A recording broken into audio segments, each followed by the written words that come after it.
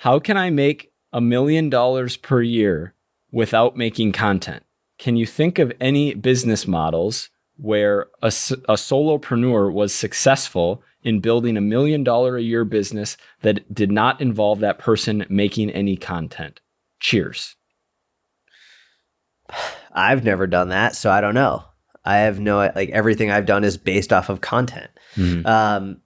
I know there are amazing, Alex Hormozy stands out as a guy who just has only recently started making content after years of dominating without it. So it also depends what you mean by content. Like, does running advertisements count as content? Because I think nowadays a good advertisement is content, right? In terms of, like, if you are paying for an ad, like a Super Bowl commercial, that's an advertisement, but it's content is what it is. So I think it would be very difficult to build a highly successful, like multi-million-dollar business without any content, because any content is like, even paying for an ad, that's really the only other way that I could think. If you're not putting out free content that's educational, informative, entertaining, then there are two other options that I can think of off the top of my head. One is paid advertisements, and the other is referrals.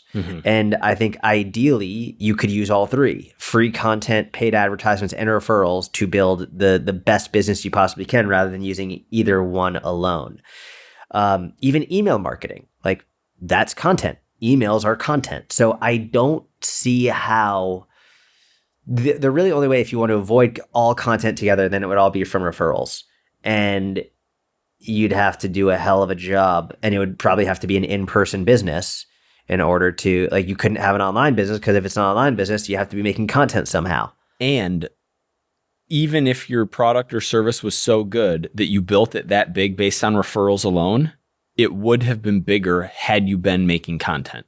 Yes. Yeah, for sure. Right? Because they're both forms of reach. Making free content, paid advertising, way to get new eyeballs onto your product or service, and referrals, way to get more people interested in your product or service. So yeah, technically you could, if you had an incredible product or an incredible service that people really wanted to use, that they derive so much more value than what they were paying for, and then it's spread via word of mouth, which is going to be slower than it would spread if you were putting things on the internet for people to see, which is where so many people are spending so much time.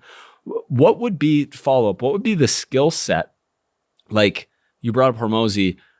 I don't know that backstory a ton, other than seems to be very good at writing copy and a really good, even like in-person salesman.